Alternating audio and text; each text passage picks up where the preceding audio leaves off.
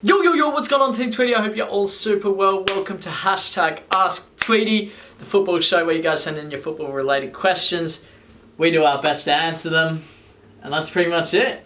We do. We did our first episode last week, and depending on how available that is, this will either be ideally twice a week, maybe once a week, depending on that. So, as usual... Or once a month. Yeah, something like that. So, where do they send their questions, if they've got questions? I have no idea. Down there? Yeah, I told you last time. Instagram and the YouTube comments. So, @SheldonTweedie on Instagram, or just leave them in the comments below. You can write a letter and post it. Yeah. Should we send out our address? No. So... We could give out someone else's address then. Yeah, and then they forward it to us. We just go collect their mail every time. Oh, Ask Tweedie letter. Anyway, 2 questions, maybe 3 depending on the length, but I think this one's going to be 2 because I think we can go into some really good detail for you guys about this. Remember, this is completely unedited. The man forgot this last time. Remember, unedited. Don't put that in. Anyway, first question. I got some pretty good ones for us today.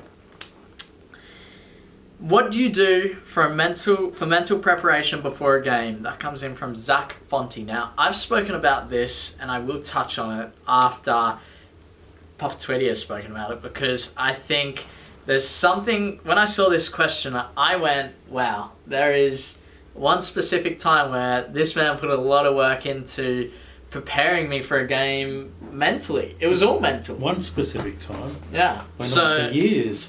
Was it? Yeah. Wow. Alright, take them through it because I want to refresh myself as well.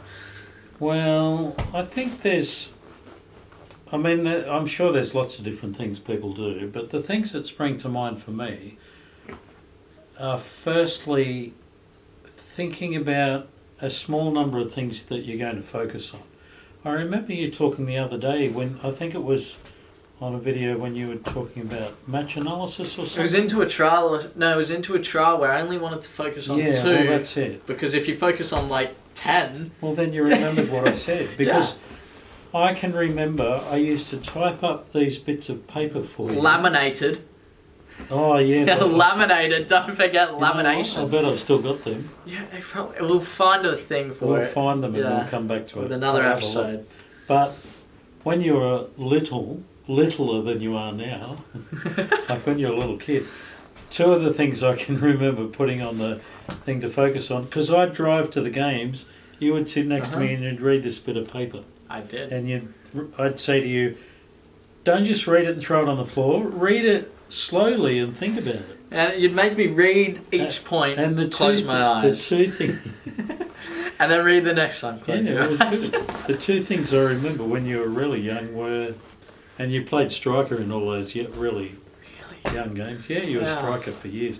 And I used to write down, what was it? Get forward or stay up front. Yeah, right. Because I was trying to get you to focus on the idea that as a striker, your job is to stay up the front and store goals. And because you were so obsessed with winning, you would run back, and one minute you'd be like the centre back, and next minute you've got to run the whole length. Man's got to do what a man's got to do. Yeah, it's crazy, and you get so exhausted running from one end to the other, thinking you had to win the game all by yourself. Anyway, that was one thing. But the other thing I remember as you start to get older, one of the most important thing that I tried to get you to focus on was to stay calm in front of goal. I remember because I think it's probably really common with young players and old players. Yeah, you say it all the time. Don't rush in front of goal, right? So you're trying to rush off a shot and you just spray it or sky it. Yeah. Stay calm in front of goal, I used to say. Massive. Yeah, I remember so many times sitting down and reading that. And I reckon it probably took about 7 or 8 seasons before you really got that. And even now... Everybody rushes in front of goal sometimes. You watch EPL and they rush in front of goal, but calmness in front of goal is crucial. Anyway, that's a bit off the subject. The critical thing is think of a few things to focus on. What's your current weakness? What do you really need to focus on? And more recently, I've seen you write stuff on your hand. Yeah, so with my mentor, that was something that we did a lot where we would analyse the games together, watch them, and from that he would pick a few points for me to really focus on for the next week. I'd write them on my hand, no more than 3, and even 3 I think was a bit much. I'd write them on my hand and, leave them there and then go into the game, and if you saw it, I'd have all this writing on the inside of my palm. But I'd do that, and then after the game I'd look at it and go, yeah, I did that, I didn't do that one so well. And it's just a reminder for in the match, because you can do that visualization before with a laminated paper and everything. But once the game starts, it can all go out the door. So one of the biggest things is, the ball might go out of play and I look down and I go, oh, I haven't been looking for space in between the lines. I need to be doing that. And so then for the next 10 minutes, my focus is, okay, where's the space in between the lines? And you find you'll, focus yourself a lot more into the positioning or being calm in front of goal, for example. So things like that was really important. And I think it's how it's kind of progressed, I guess. Yeah, the other thing I would, in terms of the general idea of preparation for a game, the other thing that I would talk about, advise, is to get a routine going that involves calmness. So I always had trouble with this with you, and probably still do, except it's not my business anymore. I mean, my advice would be get your kit ready the day before. Right. So that you don't have to worry about whether your boots are wet or whether you've lost the socks or where are my shin pads or my socks are wet, Dad. Got to get the hairdryer out and dry them, all that sort of stuff. It's happened. Plenty of stuff like that's happened. Get your kit out, check it, have a list, double check it. And then do that. Leave yourself plenty of time. Don't be late. Yeah. Because what you're trying to do is avoid mental pressure. You want to be getting to the game early, plenty of time, no panic, be calm. Because football is a mental game. Yeah. And rushing around beforehand in a mad panic does not help. No, it drains you mentally a little bit as well, I'm sure. So, next question. Maybe take some of that into your games. Let us know. Second question, final question, is something that I think is very relevant to my situation right now, and we'll touch on it, is how do you create connections for yourself? That comes in from Lassine, how do you say that? Kouyate? K-O-U... Lassine Kouyate? Something, Kouyate. Hi there. Lassine, like that. I think, maybe. So, creating connections for yourself. I've spoken a little bit about it in my vlogs. And look, for me, it's speaking to as many people as you know. Friends at clubs. Coaches from past. What other ideas do you have? Well, I'm going to give you some advice. Yeah. Which I have said to you before. And as far as I know, you haven't followed it. Which is? And I'm going to give you some advice as well. I'm worried now.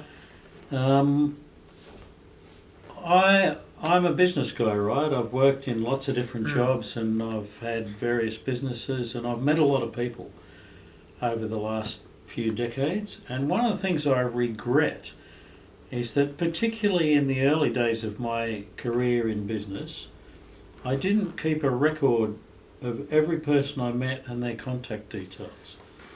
And there's lots of people that I didn't meet. So this isn't about what to do now. No, yeah. This is about advice for the next 20 years. When your football's career is finished, keep doing it, no matter what you're doing. So I like that a lot. When you meet people, you're inclined to... Well, what I've seen you do is go to a trial and I say, well, what was the coach's name? And you say, I don't know. Well, that's when I was a lot younger. Oh, there's still a bit of that. Find out their names...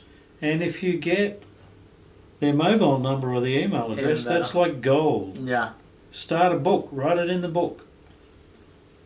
Person's name, what position they were, what position they held, where, and the date, and the contact details. I mean, put in a spreadsheet or something. Are you saying that because in 3 years, for example, the coach that you trialed for, he might have really liked you, and now he's at, I don't know, a professional club, and there you go, you have his phone number, you can call him, you can text him. Is that the sort of But it's also because, I mean, part of the reason why I regret not writing people's names down, or rather I should say part of the reason I didn't write their names down, is because I was just seeing them in that moment, and then that moment passed and I thought, well, that person, that was a passing meeting, they're not so important anymore. But you don't know where you're going to be in a year's time or 20 years' time, and it may not be about football trials, it might be about you have a business in 20 years and you want to contact a whole lot of people.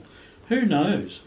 But writing down the names of the people that you meet, especially the people who are in significant positions of power, is a really useful thing to do. And then you've got a list later. You're not scratching around. Yeah, so when you are looking for clubs... Who was that guy from 3 years ago? Yeah. When you're looking for clubs, well, whatever you're doing. You're going, okay, this is my list and it's this long.